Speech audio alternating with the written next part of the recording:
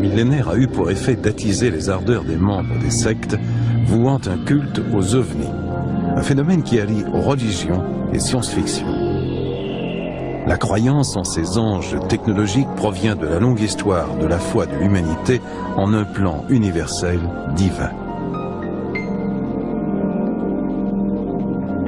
L'émergence de ces groupes obsédés par les ovnis a fait le tour du monde lorsqu'en 1997, 39 membres de la secte Heaven's Gate ou Porte du Paradis se sont donné la mort à Rancho Santa Fe en Californie.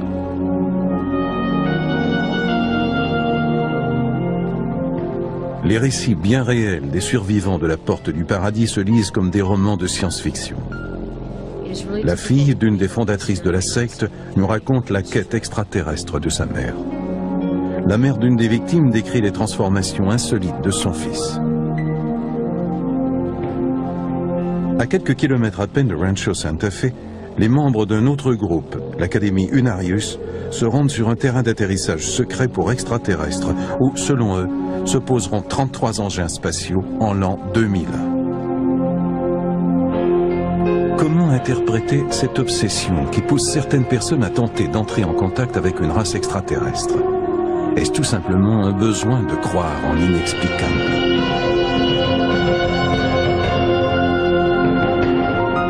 A moment ago when I said that the big surprise could come, that spacecrafts could come in by the thousands, maybe come in shifts. En mars 1997, Marshall Applewhite, le leader de la Porte du Paradis, a fait croire à ses fidèles que la queue de la comète Hale-Bopp, dont l'orbite croise celle de la Terre à tous les 2000 ans, cachait un ovni. Il les a convaincus qu'il s'agissait d'un signal signifiant qu'ils devaient monter à bord de ce vaisseau spatial qui les conduirait vers l'éternité. Afin de prendre part à cette grande aventure, les 39 membres se sont enlevés la vie par suffocation et en ingurgitant un mélange de phénobarbital et d'alcool. Pour des raisons que l'on ignore encore, les victimes portaient toutes des chaussures de sport Nike, arboraient des coupes de cheveux en brosse et avaient en poche 5 $ en pièces de 25 cents. Cette tragédie a été le point culminant de 22 années de changements comportementaux des membres orchestrés par Marshall Applewhite. Ce qui a commencé par une simple secte chrétienne s'est transformé en un culte noir du millénaire fondé sur l'attente des extraterrestres et de l'apocalypse. Lorsqu'ils nous ont fait miroiter la possibilité de nous envoler à bord d'un vaisseau, un peu comme ce que Jésus avait fait en quittant son enveloppe corporelle, et lorsqu'ils combinent cela avec les informations technologiques modernes, telles ce nuage de lumière est un ovni, tout est devenu clair pour moi.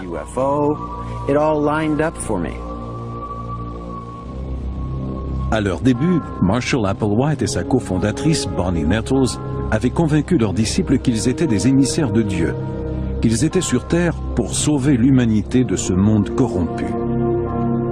Les deux comparses avaient fait croire aux membres de leur secte qu'ils venaient d'une autre planète et qu'ils se camouflaient derrière une apparence humaine.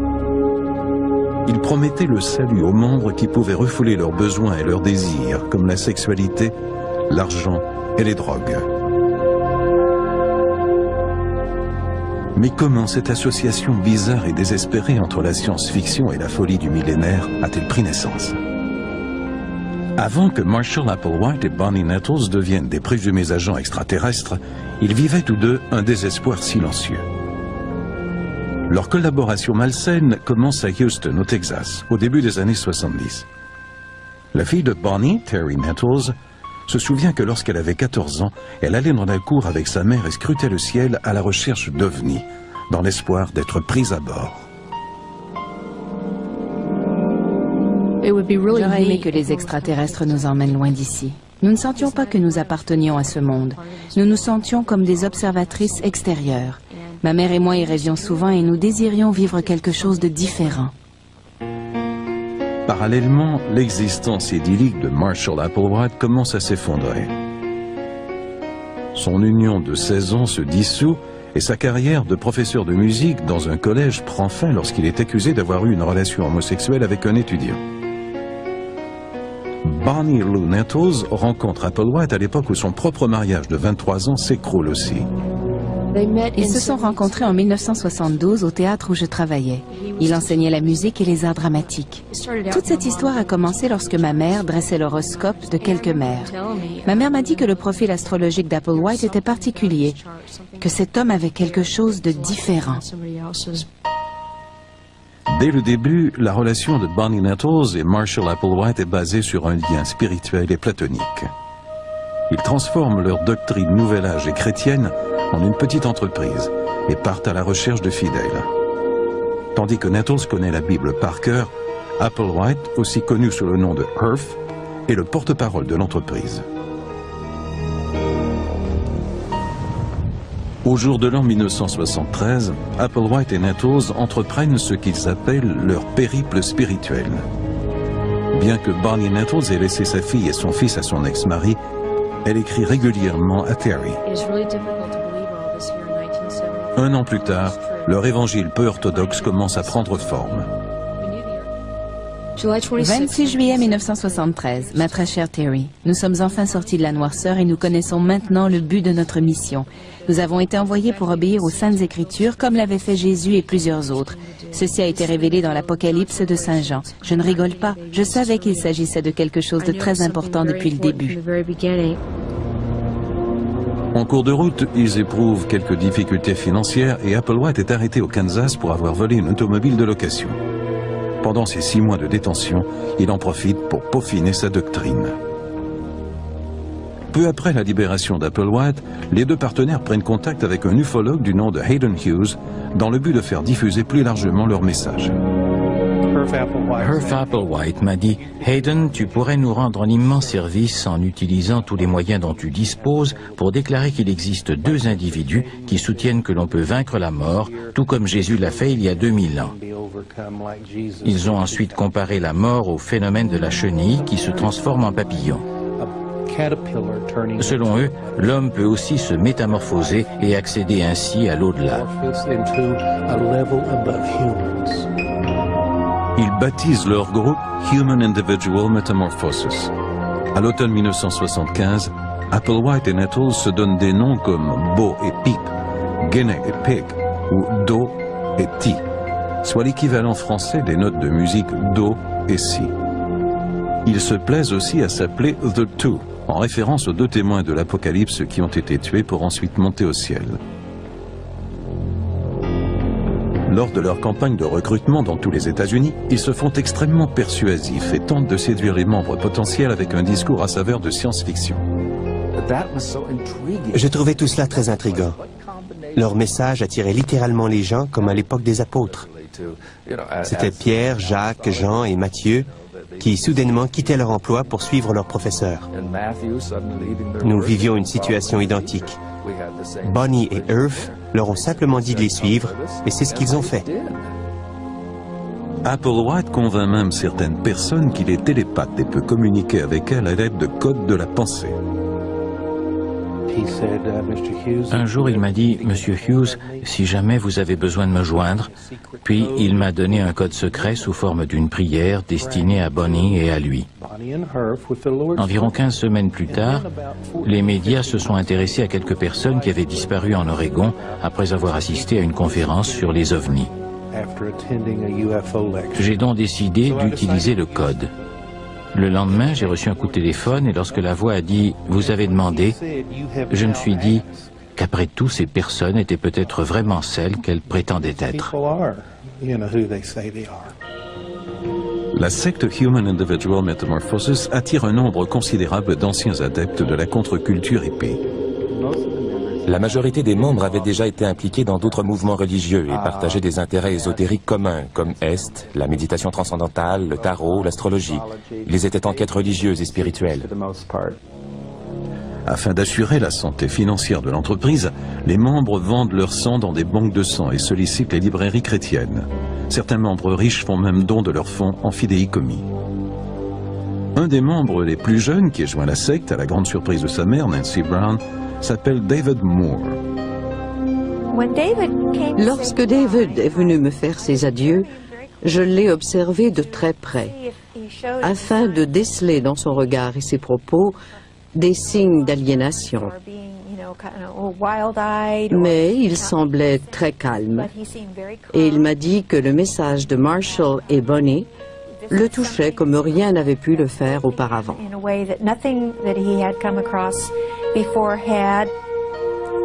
Applewhite et Nettles n'apprécient pas l'attention des médias qui leur posent des questions gênantes sur les antécédents d'Applewhite et les difficultés financières de la secte. En 1976, le groupe se retire de la scène publique pour aller vivre sur des terrains de camping dans des États où, d'après eux, règne une énergie plus positive, comme le Colorado, la Californie et l'Arizona. Nous nous sommes retirés dans un petit groupe de 60 à 70 personnes et nous n'avions aucun contact avec nos familles. Nous étions isolés afin de pouvoir mieux nous concentrer sur le changement qui allait s'opérer en nous. On nous encourageait à faire ce changement le plus vite possible afin d'être prêts pour l'arrivée des extraterrestres. Une femme nous a dit qu'elle n'achetait toujours qu'un seul petit tube de dentifrice, car elle croyait bientôt partir. Puis elle a dit d'un air rêveur qu'elle finissait toujours par en acheter un autre. Pendant qu'ils attendent avec impatience de quitter ce monde, les membres du groupe s'efforcent de ressembler aux anges, refoulant leur sexualité et niant toute individualité. Plus jeune, Marshall Applewhite avait mené une vie de promiscuité sexuelle et voyait la sexualité d'un mauvais œil. Il devait donc tenir compte de cette situation. Applewhite tente d'instaurer une discipline très stricte dans son groupe. De son côté, Nancy Brown commence à publier un bulletin pour mettre sur pied un réseau regroupant les familles inquiètes des membres. Un des membres du groupe a visité sa mère, qui faisait partie du réseau. Il a vu le bulletin et l'a gardé, ou du moins en a informé T, Do et le groupe. Il semble qu'ils aient été vraiment secoués et très mécontents. Le groupe voyait Nancy Brown comme une intruse qui voulait semer la pagaille dans leur rang. Applewhite la considérait même comme une agente des forces du mal. Maintenant, avec le recul, je me rends compte à quel point tout cela était idiot.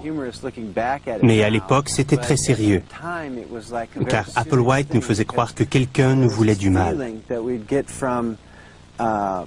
D'après lui, Nancy Brown voulait nous déconcentrer, nous empêcher d'accomplir nos projets. Bref, nous anéantir. Craignant que le bulletin encourage les parents à venir chercher leur enfant, c'est à contre-cœur qu'Applewhite et Nettles permettent aux membres de prendre contact avec leur famille. Ces contacts font l'objet d'une surveillance très étroite. Nancy Brown a des nouvelles de son fils par le biais de quelques messages sur son répondeur. Hello, this is your son David. If you want to know how you can help these parents who want to hear from someone on the trip, if you would print in your newsletter the names of those parents who will promise not to kidnap their family members or keep them from doing what they want to do, I'll promise you that most of these parents will hear from their loved ones pretty quickly, and I don't want you to worry about me because there's really nothing to worry about. Les membres de la secte donnent signe de vie à leurs proches et les assurent qu'ils se portent bien. Mais en vérité, ils commencent à contester la doctrine d'Applewhite. We have nothing to hide. Even though to you we are a dangerous cult. We understand that. Au début des années 80, les fondations de la secte commencent à se fragiliser. Les membres de la secte donnent signe de vie à leurs proches et les assurent qu'ils se portent bien. Mais en vérité, ils commencent à contester la doctrine d'Applewhite. We have nothing to hide. Even though to you we are a dangerous cult. We understand that. Au début des années 80, les fondations de la secte commencent à se fragiliser. Plusieurs membres de longue date sont confus et abandonnent la secte, connue maintenant sous le nom de Porte du Paradis. Terry Nettles sent même le doute dans les lettres de sa mère. En 1982, dans une des lettres que j'ai reçues, ma mère disait qu'elle voulait tout abandonner, ou qu'elle ne croyait plus vraiment en Applewhite. C'est la phrase suivante qui m'a mis la puce à l'oreille. « Assure-toi de te conformer à la société et de respecter ses règles. » Je ne comprenais pas pourquoi elle disait cela, parce qu'elle n'aurait jamais tenu ce genre de propos il y a quelques années. En 1984, Bonnie Lou Nettles apprend qu'elle est atteinte d'un cancer du cerveau. Elle est hospitalisée sous un faux nom et meurt seule au Texas, son état natal. Applewhite n'en informe les enfants de Bonnie que plusieurs mois plus tard.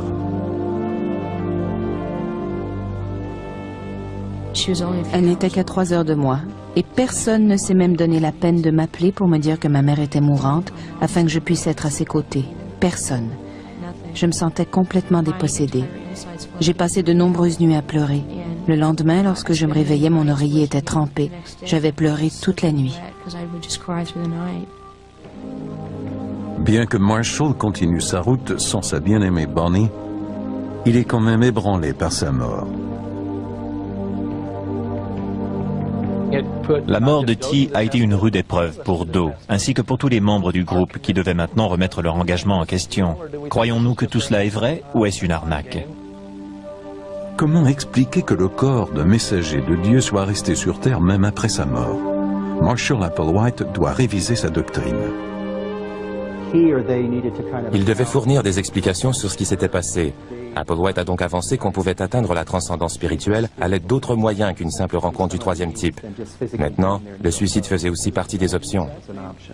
At her work, because it's not the one that the old influences or the old vehicles impulses would respond to. So frequently this is what we do. Afin de maintenir son rôle de chef suprême qui détient la clé de tous les mystères, Applewhite instaure un règlement très strict qui va bientôt anéantir toute liberté. Il s'agissait d'une discipline quotidienne comme la rationalisation des denrées et la réglementation stricte des sorties des membres qui ne pouvaient interagir avec d'autres personnes. Toutes ces mesures avaient été mises en place pour aider les membres à s'isoler comme s'ils étaient à bord d'un engin spatial. Lorsqu'ils évoluaient dans le monde extérieur, ils étaient hors du vaisseau. Puis lorsqu'ils étaient à l'intérieur de la maison, ils étaient occupés à bord du vaisseau. Applewhite commence à douter du degré d'obéissance de ses fidèles. Dans le passé, il est demeuré loin des membres masculins de la secte pour ne pas éveiller ses pulsions homosexuelles. Maintenant, il demande aux hommes de se joindre à lui et de se faire castrer. Marshall Applewhite interrogeait souvent les membres pour savoir jusqu'où ils étaient prêts à aller pour mener à bien leur mission. Il considérait la castration comme le seul moyen de se débarrasser du besoin humain de reproduction et de l'attirance envers le sexe opposé, ou l'autre.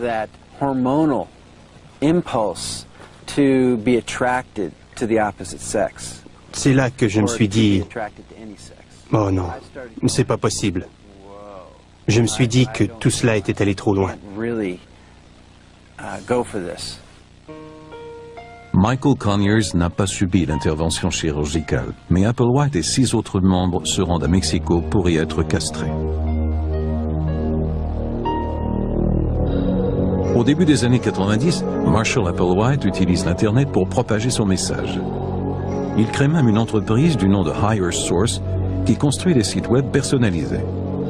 Son chiffre d'affaires annuel grimpe à 400 000 $ américains.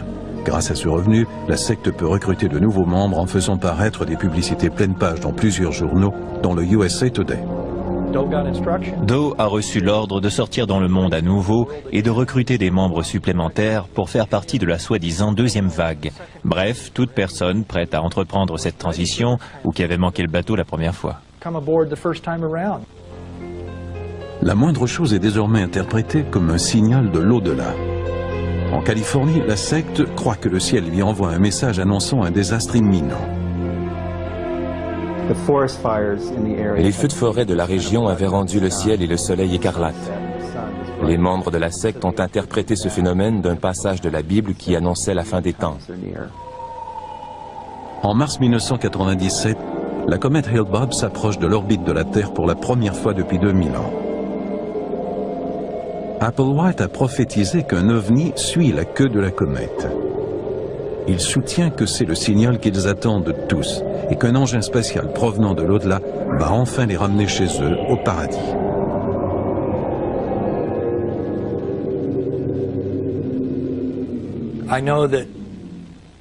Je sais que Doe et le groupe attribuaient à cette comète une signification toute particulière. Il s'agissait en effet d'un message de l'au-delà, signifiant qu'il était temps pour nous de plier bagages. Par l'entremise du site web de Higher Source, les membres de la Porte du Paradis envoient un message codé d'alerte rouge, ainsi que des messages filmés à plusieurs vieux amis. Let me say that our mission here at this time is about to come to a close in the next few days. We came from distant space and even what some might call somewhat of another dimension, and we're about to return from whence we came. Le 26 mars, on trouve 39 cadavres à Rancho Santa Fe, en Californie. You can follow us, but you cannot stay here and follow us. You would have to follow quickly by also leaving this world before the conclusion of our leaving this atmosphere in preparation for its recycling. Ils avaient quitté leur véhicule de la même façon qu'ils y étaient entrés. J'étais si heureux de savoir qu'ils avaient enfin quitté cette planète, qu'ils avaient enfin abandonné leur véhicule. À ce moment-ci, j'aurais souhaité être à leur côté. Une amie m'a téléphoné pour me raconter ce qui s'était passé. Je lui ai répondu que ce n'était rien de plus qu'une autre secte, mais elle a ajouté qu'un membre du groupe se prénommait Doe et qu'il avait prédit la présence d'un engin spatial dans la queue de la comète Hale-Bopp. Toute cette histoire faisait partie de ma vie et Earth était mort en emportant avec lui toutes les réponses à mes questions. Jusqu'ici, j'avais espoir que David ne soit pas impliqué dans cette affaire, parce que les médias n'avaient encore donné aucune information précise au sujet de l'accident. Mais lorsque mon téléphone a sonné, que j'ai entendu la première phrase, j'ai su que tout était perdu. 6 semaines plus tard, Chuck Humphrey, un ex-membre de la Porte du Paradis, tente de s'enlever la vie. Mais les policiers parviennent à l'en empêcher. J'aurais tant voulu être à leur côté. C'était bien plus que le simple regret d'avoir manqué une chance de gagner $1 million à la loterie en ayant perdu le billet gagnant ou simplement parce que l'on n'avait pas joué ce jour-là. Non, il s'agissait d'un sentiment de honte, comme lorsque l'on a mal fait ses devoirs. Tant et aussi longtemps que je vivrai, je partagerai ce que je sais sur la Porte du Paradis et sur l'au-delà. Qu'est-ce qui pousse l'homme à mettre sa vie entre les mains d'autres personnes?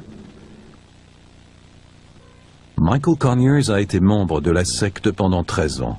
Il se rappelle sa première rencontre avec Applewhite. J'ai senti l'énergie d'Applewhite et j'ai ressenti de la crainte et de l'admiration. Lorsque quelqu'un prétend être un représentant céleste, il y a une sorte d'énergie qui est échangée entre les deux personnes, un peu comme une décharge électrique. Hank Hanegraaff du Christian Research Institute consulte les membres des sectes ainsi que leurs familles. Il considère le cas de Heaven's Gate comme le dernier exemple d'arnaque spirituelle. Ces gens suivent un gourou qui leur présente une parcelle de vérité truffée de mensonges. Je crois que le cas de Herff Applewhite en est le meilleur exemple. Il a fait croire à ses membres qu'ils avaient été fécondés par un esprit extraterrestre. C'est d'ailleurs pour cette raison que son message les rejoignait tant. Les fidèles répondent sans hésiter au message séduisant du chef et, dans le cas de la Porte du Paradis, le suivent même jusque dans la mort. Les membres ont été envoûtés par Heaven's Gate non seulement en raison de la sécurité que leur procurait l'appartenance à un groupe, mais aussi parce qu'on leur promettait qu'un vaisseau spatial les conduirait vers un monde meilleur. Pour les gens qui ont une forte tendance à l'aliénation, les sectes peuvent prendre une place très importante. D'un côté, il y a la vision d'un monde meilleur, et de l'autre, il y a les ovnis qui peuvent nous y emmener. Applewhite a guidé ses fidèles ça et là, au gré des conseils de ses démons. Mais elle a fini par manquer de temps. Dans le cas de la porte du paradis, on demandait aux fidèles d'attendre. Pendant ce temps, ils devaient se préparer, se nettoyer, se laver, se purifier avant l'arrivée du vaisseau. C'est un pari dangereux car les membres finissent par se décourager et ne veulent plus attendre. L'arrivée de la comète a donné à Marshall Applewhite l'occasion de s'enlever la vie. Pour les fidèles qui avaient été trompés et aliénés, c'était la fin du périple. Une autre secte ufologique a prédit l'atterrissage de 33 vaisseaux spatiaux extraterrestres en Californie, en 2001.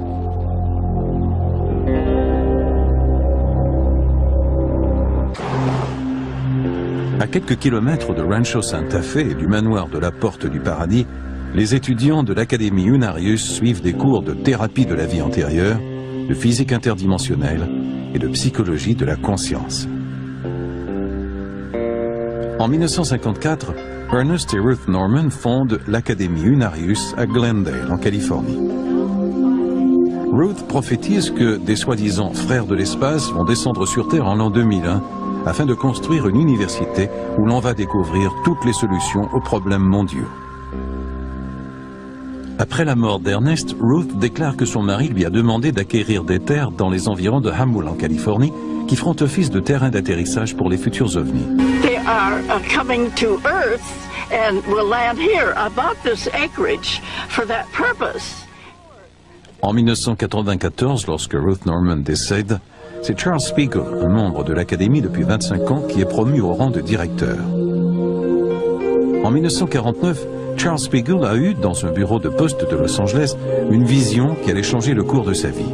Je marchais dans un corridor sombre pour aller chercher du courrier, lorsqu'une femme grandeur nature, qui me souriait, est apparue devant moi, sortant de nulle part, aussi claire que l'image d'un téléviseur. Cette expérience a incité Spiegel à étudier la métaphysique et la philosophie orientale.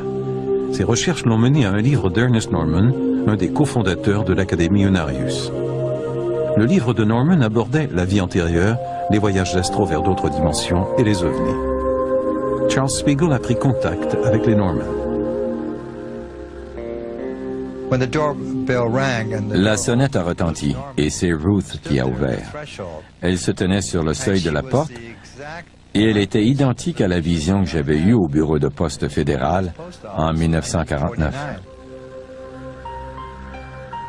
Les Norman ont utilisé leur prétendu don de clairvoyance et se sont basés sur des informations qu'ils avaient reçues des frères de l'espace pour en apprendre davantage sur les vies antérieures de Spiegel.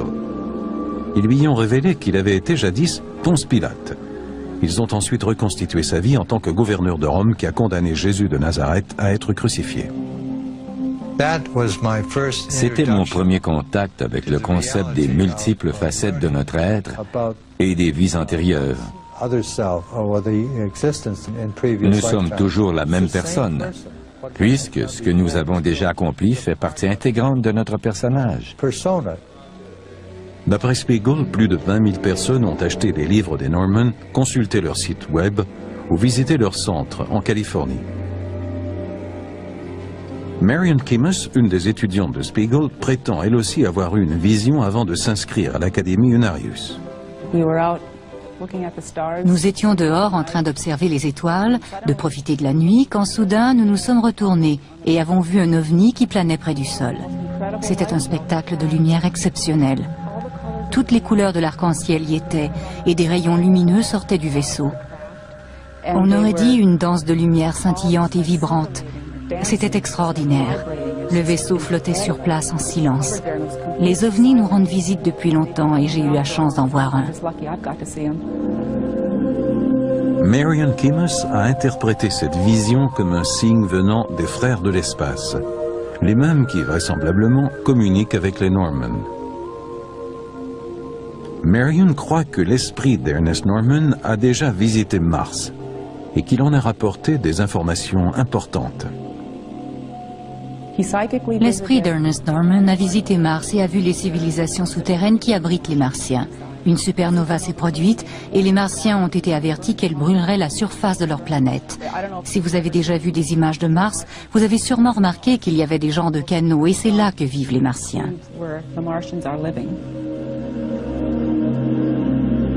Cette théorie formulée au XIXe siècle voulant qu'il y ait des soi-disant canaux sur la surface de Mars a été complètement réfutée, mais de nombreux Unariens en sont encore convaincus. William Proctor, un autre étudiant de l'Académie, a lui aussi eu des visions en rapport avec la Deuxième Guerre mondiale. Lorsque j'ai commencé cette vie, j'avais des problèmes aux jambes. Ma mère m'avait fait voir un médecin 2 fois plutôt qu'une, mais il ne pouvait jamais arriver à découvrir ce que j'avais. Cependant, les images dans ma conscience me laissaient croire que j'avais déjà été abattu. En effet, j'avais été colonel dans la Luftwaffe. J'ai survécu à un accident, mais mes jambes ont été écrasées, ce qui explique ma douleur. Proctor a vite été attiré par la philosophie extraterrestre d'Unarius. J'ai toujours eu un intérêt pour les ovnis. Ce n'est pas exactement cela qui m'a amené vers Unarius, mais je me suis toujours intéressé à la vie sur d'autres planètes. C'est par l'entremise de l'Académie Unarius que j'ai appris à connaître les frères de l'espace, qui ne sont en fait que des humains plus évolués que nous. En 2001, nous allons rencontrer ces humains.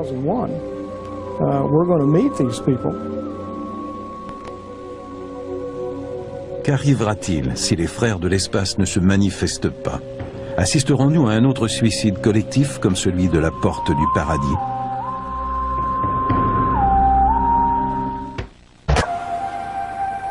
En raison de ses croyances extraterrestres, l'Académie Unarius a été montrée du doigt peu après l'incident de la porte du paradis en mars 1997.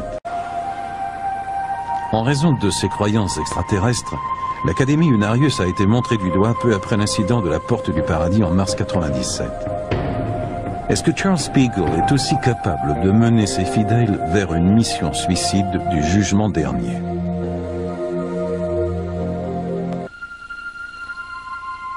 La préoccupation principale des Unariens est l'an 2001.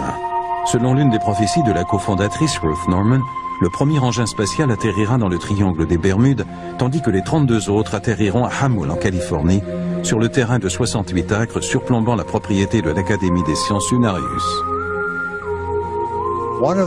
Un des frères de l'espace a même révélé à Ruth Norman que les 33 engins spatiaux de différentes tailles, tous construits spécialement pour l'occasion, atterriraient les uns par-dessus les autres, de façon à s'imbriquer.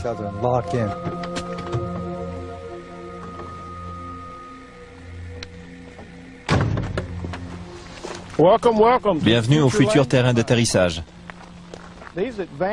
Il y aura 1000 professeurs par vaisseau qui viendront nous faire part de leur savoir technologique. Les extraterrestres ont dû faire face aux mêmes problèmes que nous, comme des problèmes économiques et des problèmes environnementaux, de la pollution à la couche d'ozone.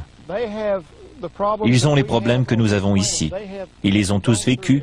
Ils ont mis au point des solutions qui peuvent nous aider à enrayer ces problèmes. Les frères de l'espace nous réservent donc une vision très positive du futur.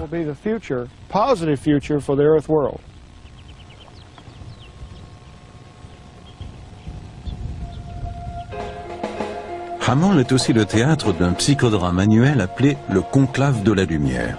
Dans cette performance, les Unariens revivent les prétendues expériences de leur vie antérieure. De nombreux Unariens craignent que cet emplacement paisible et inconnu ne devienne un champ de bataille si les troupes des gouvernements hostiles venaient à attaquer les frères pacifiques venus d'un autre monde. Allons-nous reproduire ce que nous avons fait dans le passé en mobilisant l'armée, en braquant nos armes sur les extraterrestres et en les pourchassant? Ou sommes-nous peut-être un peu plus évolués et ouverts face à l'existence d'une autre forme d'intelligence que la nôtre dans l'univers? Nous allons assister à un changement phénoménal à l'échelle mondiale. Cela ne signifie pas que les gens vont se départir de leurs biens matériels et monter à bord des vaisseaux. mais plutôt qu'ils auront une vision désormais différente du monde. Nous aurons enfin trouvé une réponse à la question: l'homme est-il la seule forme d'intelligence dans l'univers? Il est donc essentiel que cette information soit diffusée le plus tôt possible, afin que l'homme puisse se préparer à temps pour l'arrivée des extraterrestres. Quoique les étudiants semblent absolument convaincus de l'arrivée imminente des frères de l'espace, Charles Spiegel a tout de même préparé un contre-argument. Si ces prédictions étaient fausses, il conclurait que le monde n'est tout simplement pas prêt à accueillir les extraterrestres. Si les vaisseaux ne se manifestent pas, je ne deviendrai pas anxieux et ambivalent. Il y a une explication logique à tout dans la vie. Le cosmos est très bien structuré. Le fait que nous soyons désorganisés et que nous ayons en quelque sorte fait fausse route ne signifie pas forcément que la route n'existe pas. Nous n'avons simplement pas prêté attention aux feux de circulation. D'après les sondages, 20% des Américains croient aux ovnis. Est-ce la raison qui pousse ces personnes à adhérer à des sectes qui vouent un culte aux extraterrestres, à défaut de pratiquer l'une des religions dominantes? Les gens recherchent Dieu au mauvais endroit. Ils sont spirituellement affamés et croient que le christianisme a manqué à sa parole. Ils ont donc troqué le message d'éternité de Dieu pour un message d'extraterrestre qui définira les nouveaux paradigmes de la vérité. Prenez l'Académie Unarius, par exemple. Quelle nouvelle vérité prône-t-elle? Il y a de nombreuses civilisations qui ont maîtrisé la vie. Beaucoup trop de personnes ont déjà mordu à l'hameçon, et ce, sans même avoir de preuves, tout simplement parce qu'elles désiraient y croire à tout prix. Certains experts estiment néanmoins que l'Académie Unarius est différente des autres sectes qui vouent un culte aux extraterrestres. À première vue, lorsque l'on regarde les Unariens, on se demande pour quelles raisons les gens adhèrent à cette secte bidon. Il n'en demeure pas moins que la doctrine des Unariens se base sur une théologie substantielle inspirée de la théologie orientale traditionnelle et occulte qui touche vraiment les gens. Il s'agit de retrouver le lien qui nous unit au cosmos plutôt que de s'aliéner. Les humains ne sont pas que des êtres excentriques pris au cœur de l'immuabilité du cosmos. Nous allons vivre l'apocalypse et une convergence. Nous allons voir des engins spatiaux provenant de plusieurs galaxies. L'arrivée des extraterrestres entraînera une révélation ésotérique. Et grâce à tout cela, nous vivrons enfin dans une société utopique et parfaite. Cela prouve aussi, comme disait P.T. Barnum, qu'un idiot naît à chaque minute. Milton Nordoft est un pasteur méthodiste retraité qui croit aux ovnis et qui prétend que la Bible appuie cette théorie. À l'instar des Unariens, il anticipe des changements extraordinaires pour l'humanité.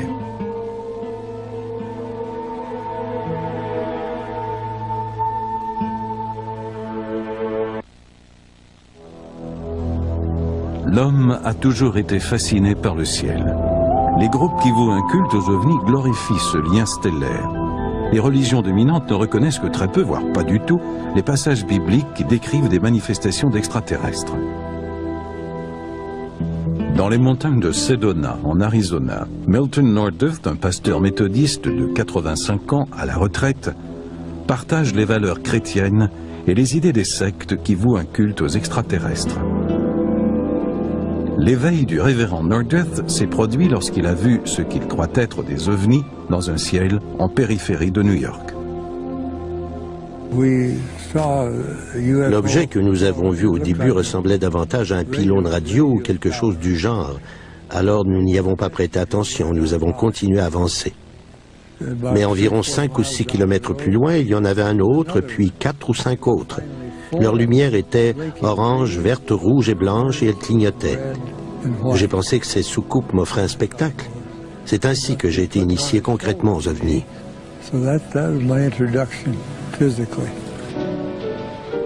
Bien que le révérend Nordoft croie aux ovnis, ses paroissiens et le clergé ne partagent pas ses opinions. Il l'a constaté lorsqu'il a abordé le sujet avec sa communauté religieuse. Je ne parle pas de mes expériences extraterrestres dans mes sermons. J'ai fait l'erreur de le mentionner une seule fois, car je croyais que le monde allait changer dans une semaine ou deux. Mais malheureusement, les choses changent lentement. Après avoir vu des ovnis, le révérend Norduth a entrepris une quête spirituelle pour tenter de découvrir des indices pouvant prouver l'existence des extraterrestres. Il est d'avis que la Bible recèle de nombreux passages qui font allusion à la vie extraterrestre. Norduth cite entre autres le passage de l'étoile de Bethléem qui a conduit les rois mages à Jésus de Nazareth. D'après la Bible, l'étoile de Bethléem leur a ouvert le chemin pour ensuite s'immobiliser au-dessus de l'endroit où Jésus se trouvait. Les comètes, les planètes et les astéroïdes n'agissent pas de cette façon. Il fallait donc que ce soit autre chose.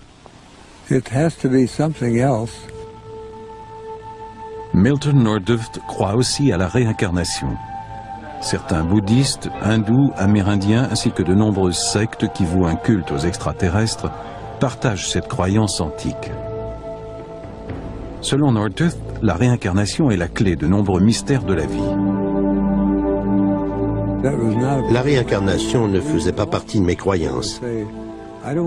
Les gens disent qu'ils ne veulent pas recommencer leur vie, qu'ils en ont eu assez.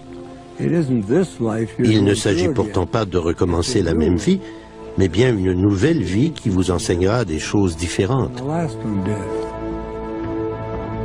D'après les prédictions de Norduth, c'est une variation dans la disposition des planètes qui amènera des changements dans le nouveau millénaire. Le fait de reconnaître l'existence des ovnis signifierait pour l'homme un changement de mode de vie. La première chose qui sera touchée par ce changement sera l'économie. Si nous pouvions avoir accès à de l'énergie gratuite jusqu'à la fin des temps, qu'adviendrait-il de nos réserves d'électricité? La deuxième chose à être touchée serait la religion. Si vous croyez que la religion n'a jamais séparé les hommes, vous vous trompez. Vous n'avez qu'à penser à toutes les sectes et les mouvements religieux qui existent dans le monde. Il y a forcément quelque chose qui ne tourne pas rond dans notre concept de la religion. Est-ce que les religions ont déjà reconnu l'existence possible des ovnis? Du point de vue du christianisme, je ne dirais pas que la Bible écarte la possibilité qu'il y ait des ovnis, mais je dirais plutôt qu'elle n'en donne aucune preuve tangible. La science non plus. Les gens y croient parce qu'ils le veulent bien. Le culte des ovnis traduit un besoin profond d'établir un lien avec l'au-delà. Ce n'est qu'une quête spirituelle, comme celle qui était exprimée dans les textes de l'Antiquité, comme ceux de la mythologie grecque, de la science-fiction moderne.